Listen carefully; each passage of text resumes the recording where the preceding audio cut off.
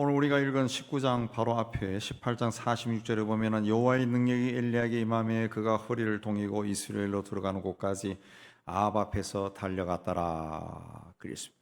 하나님의 능력이 붙들려 큰 비가 쏟아지는데 달려가는 엘리야의 모습 상상만 해도 멋지지 않습니까? 근데 오늘 말씀 4절에 보면은 광야로 들어가 하루길쯤 가서 한 로뎀나무 아래 앉아서 자기가 죽기를 원하여 이르되 여호와여 넉넉하오니 지금 내 생명을 거두시옵소서 그랬습니다. 여호와의 능력이 엘리야에게 임하여 달려갔다. 이거와 로뎀나무 아래에 앉아서 죽기를 구하여 참 대조적입니다. 하나님의 능력으로 비를 맞으며 달리던 능력의 종이 이세벨의 말 한마디에 두려움에 빠져 죽고 싶다 그런 말을 합니다. 바알 선지자 수백 명과 대결하여 이기고 큰 비를 내리게 했던 대담한 믿음의 사람이 한순간 무너진 모습을 보여주는 겁니다. 어떻게 이렇게 무너질 수 있을까? 엘리야도 우리와 성정이 같은 사람이다 그랬습니다. 우리와 똑같다는 거예요. 우리와 똑같다. 우리도 갈멜산과 로뎀나무 사이를 얼마나 왔다 갔다 하는지 모릅니다. 영적으로 승리했을 때는 소리를 지르고 찬양하고 기뻐하고 그렇게 하다가 낙심과 절망의 수렁동이에 빠져서 허우적거릴 때가 얼마나 많습니다. 얼마나 많습니다. 근데 엘리야는 영육간에 지쳐서 또 생명의 위협을 당하니까 그 순간에는 하나님이 보이지 않고 자기 눈앞에 닥친 그 위기, 그게 커져 보인 거예요. 그러니까 순간 무너져 버린 겁니다. 우리도 똑같습니다. 늘 성령으로 충만하고 하나님 일을 열심히 하던 사람도 어느 순간 본인에게 닥쳐온 어떤 생명의 위협을 느낄 만한 그 위기 상황 속에 닥치고 그 위기가 더 크게 보이면은 믿음이 사라지는 거죠. 두려움이 커지고 걱정이 더 커지는 거예요. 1절에 보면은 아합이 엘리야가 행한 모든 일과 그가 어떻게 모든 선지자를 칼로 죽였는지 이세벨에게 말하니 그랬습니다. 아합은 바알 선지자들이 어떻게 엘리야에게 패했고 엘리야에 의해서 어떻게 죽었는지 아내에게 다 말했습니다. 열왕기상 21절 25절에 보면은 아합처럼 아내 이세벨의 농간에 빠져서 목숨을 던져가며 여호와의 눈에 거슬리는 일을 한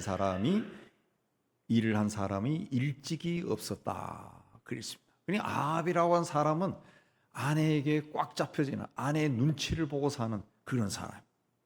아합은 갈멜산에서 아내와 백성들이 섬기던 바알과 아세라가 우상에 지내지 아니하고 하나님만이 살아계신 분이라는 것을 두 눈 똑똑히 뜨고 목격했습니다. 그러면은 하나님을 인정하고 하나님 앞에서 새롭게 나라를 이끌어 가야 됩니다. 그러나 그는 아내 앞에 쪼로로 달려가서 당신이 섬기던 바알의 제사장들을 엘리야가 다 죽여버렸어 고자질했어요. 그래서 이세벨이 엘리야에게 사람을 보내서 내가 내일 이맘때 너를 반드시 죽일 게다 그렇게 위협했다는 거죠. 이세벨은 이스라엘 북쪽에 있는 시돈이라고 하는 나라의 엣바알의 딸입니다. 나라의 왕인 엣바알 왕의 딸이라. 엣바알이라고 하는 말은 바알과 함께한 자 그런 뜻입니다. 이 사람은 원래 바알의 제사장인데 왕을 죽이고 자기가 왕이 된 사람. 그러니까 이세벨은 철저하게 바알을 섬기던 집안의 딸인 겁니다. 그래서 엘리야가 이 바알의 제사장들을 다 죽였다 이 말을 듣고 분노한 거예요. 이 본성이 약한 사람들은 하나님의 역사가 나타난 것을 목격해도 절대로 하나님을 인정하지 않습니다. 하나님을 받아들이지 않고 고개 숙이지 않습니다. 오히려 자기가 손해 본 거 그것만 클로즈업 되는 거예요. 그래서 분노합니다. 그래서 하나님의 사람을 미워하고 증오하고 협박하고 하나님 일을 방해한다. 세상에는 이런 부류의 사람들이 적지 않습니다. 엘리야는 생명의 위협을 느꼈습니다. 그래서 3절에 그가 이 형편을 보고 일어나 자기 생명을 위하여 도망쳤다. 하나님의 종이 우상을 섬기는 여인의 협박에 두려움을 느끼고 도망을 쳤다. 그랬습니다. 오늘 말씀은 이 엘리야에게 어떤 일이 났는가 보여주는데 그렇게 도망을 쳐서 어디로 갔습니까? 광야로 갔습니다. 광야. 요즘 금요일 오후만 되면은 교회로 빠져나가는 이 차량이 굉장히 많아서 외곽도로가 마치 러시아어처럼 막 붐빕니다. 제가 집에 갈 때도 거의 오후 금요일 날은 일찍 가든가 아니면은 한 9시 정도 돼야 이제 차가 풀려요. 그 정도로 차가 많이 나가더라고요. 토요일 오전에 교회로 나오다 보면은 또 고속도로에 교회로 빠져나가는 차들이 엄청나게 많습니다. 평소에도 이 주말에 교회로 나가는 차들이 굉장히 많은데 요즘은 이제 여름 휴가철이 되니까 더 많아진 것 같아요. 더 많아져. 그냥 차가 꽉 막혀서 움직이질 않아요. 휴가철에 많은 사람이 산과 계곡과 바다와 강으로 떠납니다.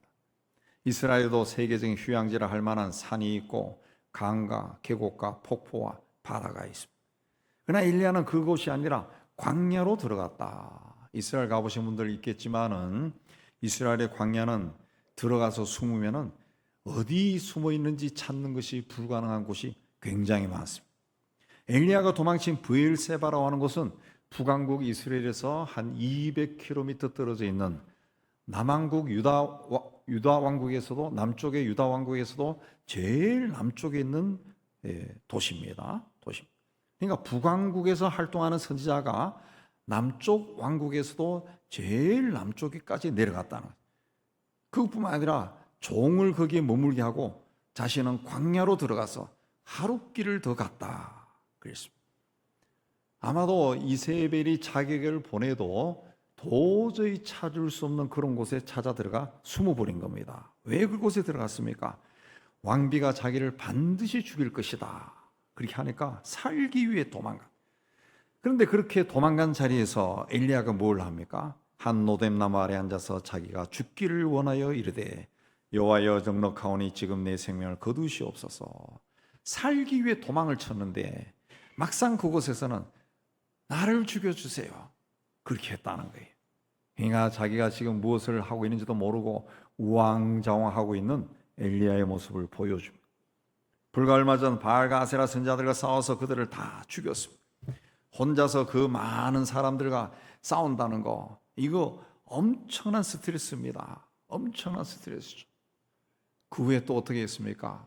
땅바닥에 납작 엎드려서 얼굴을 무릎 사이에 품고 기도했습니다. 3년 6개월 동안 오지 않던 비를 내리게 해달라 기도했습니다. 그래서 큰 비가 내렸습니다. 이 모든 것을 엘리야가 혼자 했다. 어마어마한 스트레스를 받았을 거예요.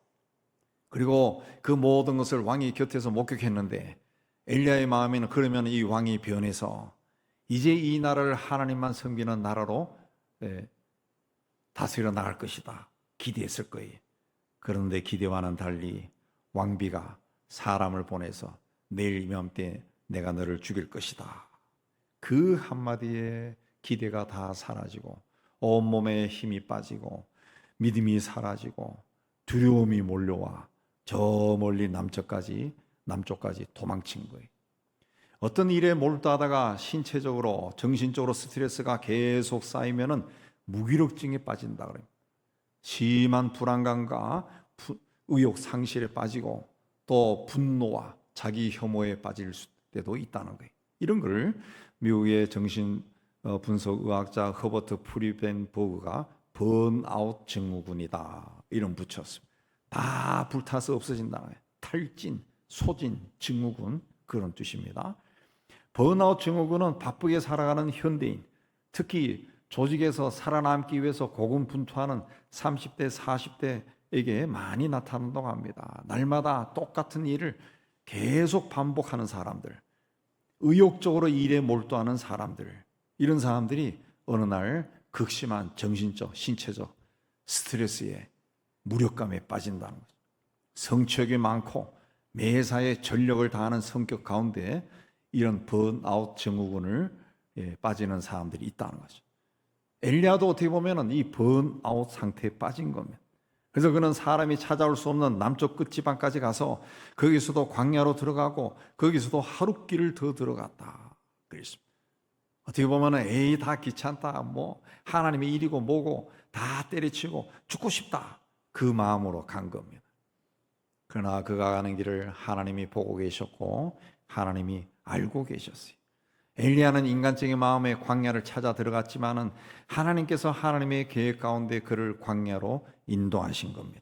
그에게 쉼을 주기 위해, 휴식을 주기 위해 인도하기, 그의 지친 몸과 마음을 위로하기 위해서, 그와 깊은 만남의 시간을 가지고 싶어서, 새로운 비전을 주기 위해서 그를 광야로 인도한 겁니다. 사람들은 보편적으로 스트레스를 받으면은 술을 먹거나 여행을 가거나 맛있는 음식을 먹거나 또 심지어 도박을 하거나 또 요즘엔 또 마약까지 한다. 그렇습니다. 그런 걸 통해서 자기를 즐겁게 하는 거예요. 스스로 위로하는 겁니다. 그래서 힘을 얻으려고 합니다. 그러나 인간이 스스로 일어나는 것은 한계가 있어요. 어떻게 보면 그걸 통해 가지고 뭔가 다 해소된 것처럼 보이지만은 해소된 것이 아니라 실질적으로는 보이지 않는 곳에 그게 스트레스가 계속 쌓여가는 거예요. 쌓여가는 거예요. 왜냐하면 일이라고 하는 것 자체가 인간의 죄로 인해서 하나님이 내린 저주기 때문에 그렇습니다. 아담과 하와가 선악과를 따먹었을 때 하나님께서 인간에게 땅에 사는 동안 땀을 흘려야 먹고 살게 하셨어요. 땀을 흘려야 먹고 삽니다. 근데 인간은 근본적으로 태어나서 죽을 때까지 땀을 흘리고 일을 해야 돼요. 그냥 스트레스가 쌓일 수밖에 없다는 거예요. 하나님이 그렇게 만들었어요. 그렇기 때문에 이 스트레스에서 벗어나기 위해 어떻게 됩니까? 근본으로 돌아가야죠. 하나님께 돌아가야죠. 하나님께 가야 돼요. 예, 하나님께. 그것도 홀로 광야로 나가야 된다. 광야에 가. 하나님 앞에 단독자로 서야 된다.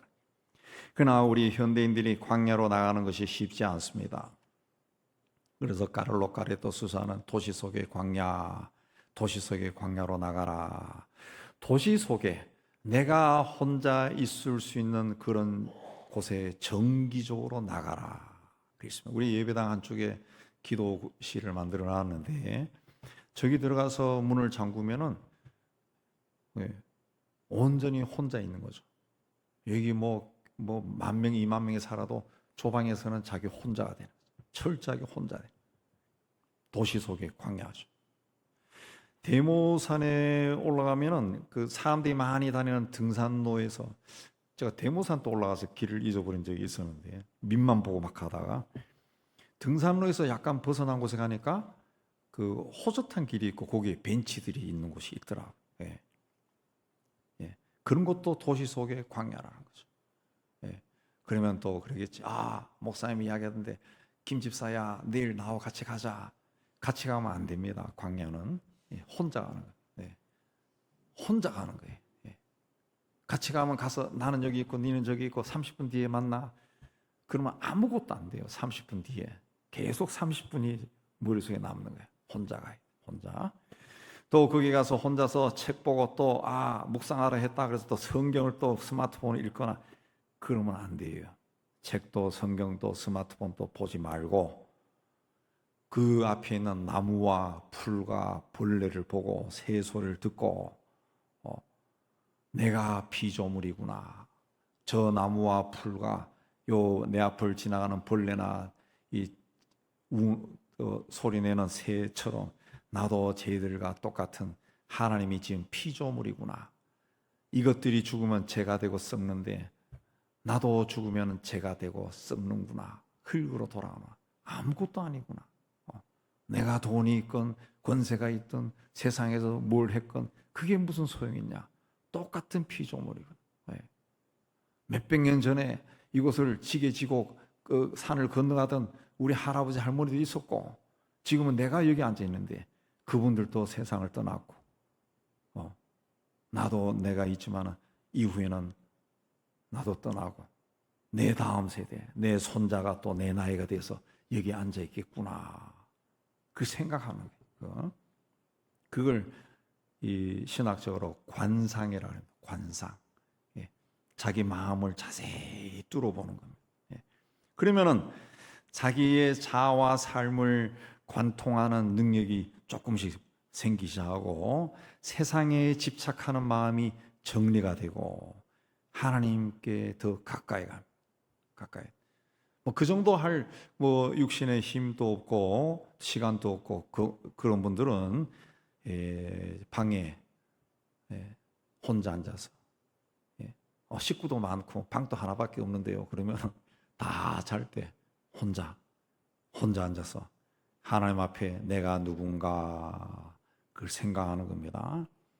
그러면 그때 또 뭔가 생각이 날 때가 있어요. 그러면 하나님, 그거 내가 잘못했네요. 하나님, 내 성격이 그런 것 같아요. 좀 고쳐주세요. 하나님, 좀 도와주세요. 이걸 대화하듯이 간단하게 하는 겁니다. 또 혼자 있으라 그랬다고 그 앉아가지고 눈 감고 그냥 주야 그러고 왈랄랄랄 기도하는 게 아니라 이 대화 마치 옆에 계신 것처럼 그렇다고 해서 계속 대화하지 말고 생각이 나면 하는 거고, 중요한 것은 내가 피조물이구나, 나는 아무것도 아니구나, 그걸 자꾸 생각. 그 생각하는 겁니다. 그렇게 할 때 하나님 앞에 설 수가 있는, 그게 광야입니다. 광야. 우리는 광야로 나가야 됩니다. 광야. 엘리야는 두려운 마음이 있었습니다. 또 하나님의 뜻이 이루어질 걸 기대했는데 그게 이루어지지 않아서 마음이 또 불편했어요. 무기력감에도 빠졌어요. 뭐 자기가 나름대로 열심히 했는데 되는 일이 없는 것 같아요. 자포자기했어요. 그런 복잡한 마음으로 막 세상이 막 보기 싫은 거예요. 그래서 광야로 갔어요. 아무도 없는 데 갔어요. 가서 그냥 하나님을 향해 가지고 날 죽여주세요 그 외쳤다.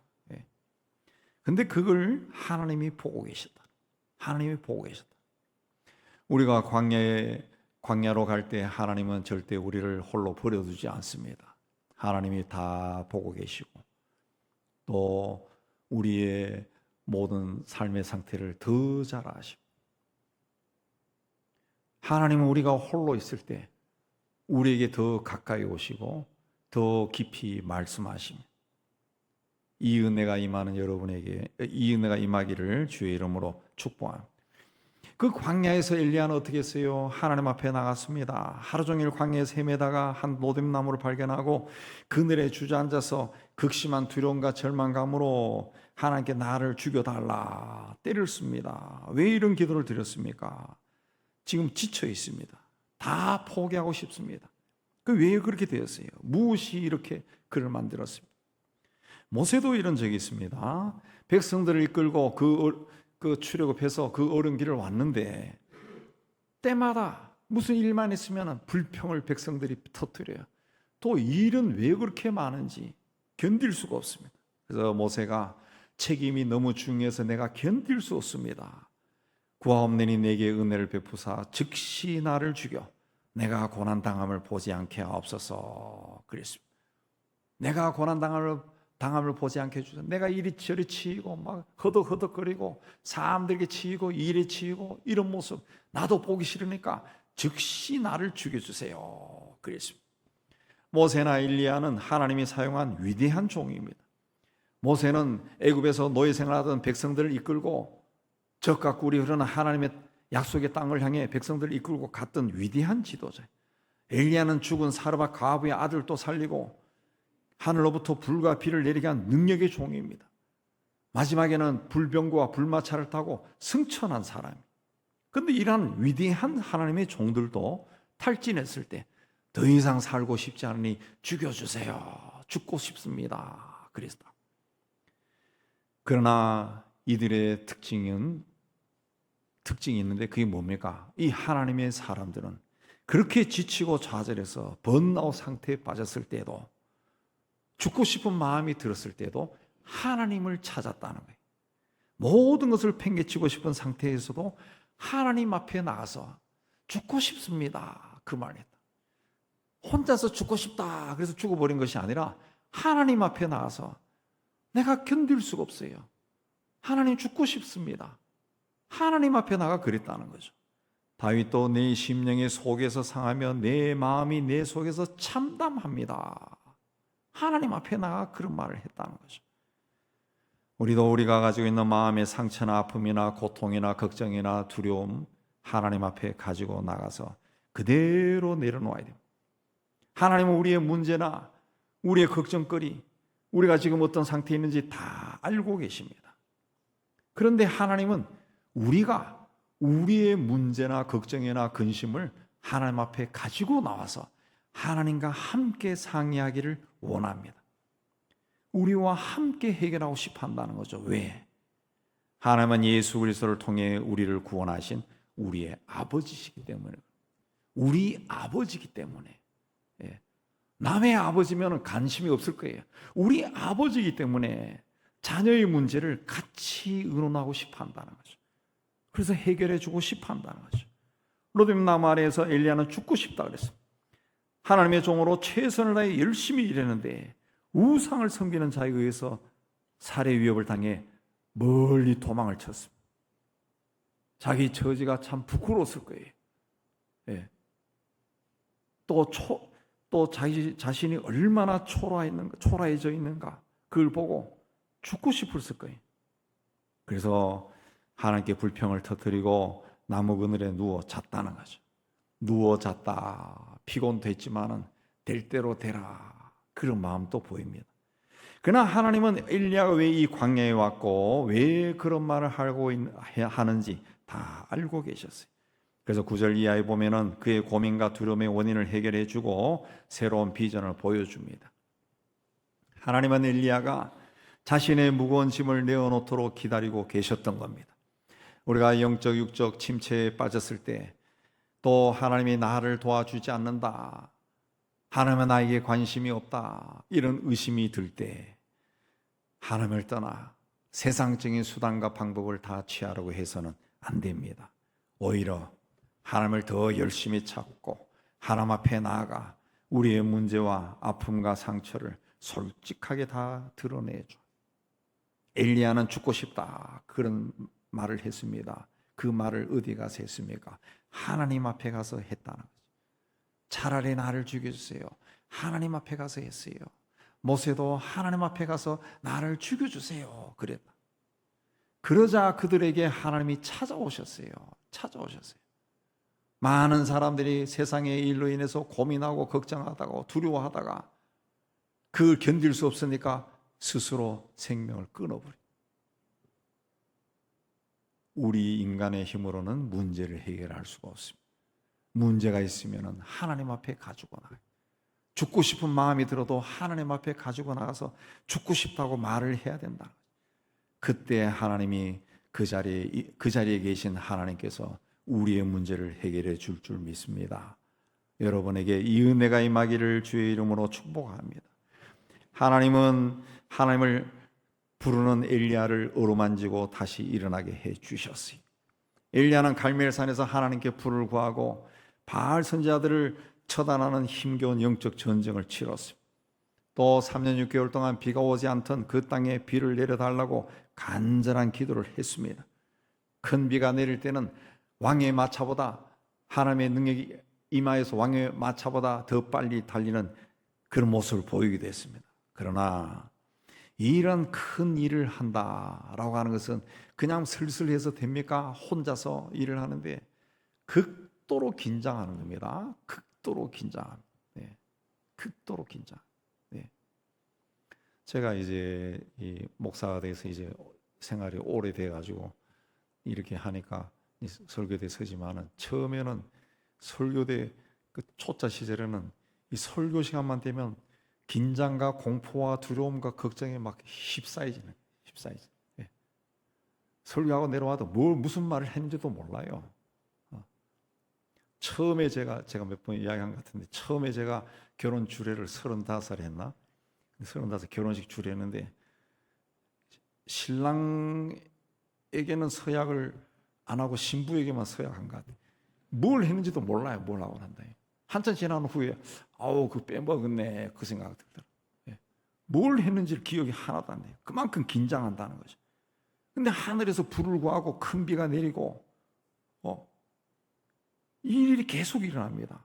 어마어마한 스트레스 속에 빠졌을 거예요. 거기다가 왕비로부터 너 죽일 거야, 그런 말까지 들었다. 이게 막 하나님이 눈에 보이지 않아요. 두려워서 막 도망쳐버린 거예요. 그래서 광야로 들어가 죽고 싶습니다 그랬다. 하나님이 그를 보고 엘리야에게 휴식이 필요하다는 것을 아셨어요. 그래서 그를 2번이나 찾아와서 먹이고 마시고 잠을 재우고 쉬게 했다는 거죠. 육신이 지나치게 지치면 마음과 영혼도 따라서 지쳐버려요. 열정이 식어버리고 낙심과 걱정만 많습니다.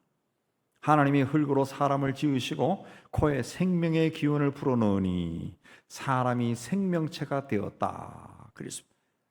영혼과 육신을 가진 인격체가 된 겁니다. 그러므로 인간은 영혼이 없는 육신만 가지고 살 수 없고 육신이 없는 영혼만으로 살 수도 없습니다. 2개가 조화가 돼야 돼요. 탈진한 선지자 엘리야에게 다가오신 하나님의 처방은 너무 단순하고 간단한 겁니다. 푹 쉬게 했습니다. 하나님께서 그의 사랑하는 자에게 잠을 주시는 도다. 그랬습니다. 깊은 잠은 우리 영육간에 쉼을 줍니다. 엘리야는 선지자 사역은 고사하고 일어날 힘조차 없었습니다. 아니, 일어나고 싶지도 않았습니다. 그 자리에서 그냥 죽고 싶었습니다. 그 정도로 지쳤고 좌절했습니다. 그래서 나무 그늘에 누워 고온히 잠에 빠졌습니다. 그때 하나님이 그를 찾아오셔서 그를 어루만지며 일어나 먹어라. 엘리야가 일어나 주위를 둘러보았더니 머리맡에 숯불에 구운 빵과 한 병에 물이 있었습니다. 그걸 먹고 마시고 얼마나 피곤했는지 또다시 골아떨어졌다. 그랬습니다. 한참 시간이 흐른 후에 하나님의 천사가 또다시 와서 엘리야를 어루만지며 일어나 먹어라. 내가 갈 길을 다 가지 못할까 하노라. 그랬습니다. 그러자 마침내 엘리야가 죽음까지 생각했던 그 깊은 절망에서 일어나 먹고 마시고 그 음식물의 힘에 의지해서 40일 밤낮을 걸어 호렙산에 도착했다. 그래서 원기를 회복한 거죠. 우리가 이제 여행을 이제 휴가철에 국내 여행도 하고 또 때로는 해외도 나가고 뭐 교회에서는 몇 년에 한 번씩 성지순례도 가고 그렇게 하는데 여행을 가서 사실 여행을 가면 피곤해요. 굉장히 피곤합니다. 갈 때는 막 들뜬데 어느 시간 지나가면 빨리 집에 가고 싶은 생각이 막 들죠. 그래도 여행을 갔다 오면 이번 여행은 참 좋았어. 그런 말을 할 때는 어떨 때 그런 말을 합니까? 경치가 너무 좋았어. 그런 거 생각 안 납니다. 그건 사진에 남아있지. 꼭 나중에 보면은 우리가 여기도 갔었나? 할 정도 기억이 안 날 것도 많아요. 여행에서 가장 기억 남는 것은 가서 먹고 마신 겁니다. 잘 먹고 잘 마셨고 또 중요한 거 좋은 그 숙소, 호텔이나 그런 데서 잘 잤을 때 정말 잘했을 때는 이야 이번 여행은 정말 끝내줬어 되는 거죠. 하나님도 그걸 아신 거예요. 아니시고. 그래서 푹 자게 하고 하나님이 친히 숯불에 구운 빵과 물을 준 거죠.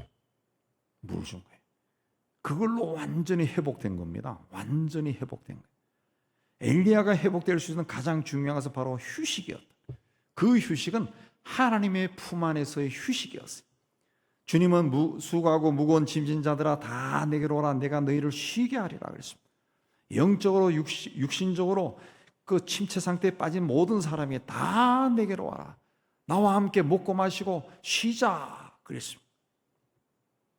사람들은 몸과 영혼이 피곤해졌을 때 어떻게 해결해야 될지 모르고 인간적인 방법을 자꾸 생각해서 여기도 가고 저기도 가고 이 방법도 쓰고 저 방법도 쓰고 그렇게 하지만은 성경이 우리에게 가르쳐주는 가장 좋은 휴식은 하나님의 품 안에 사는 것.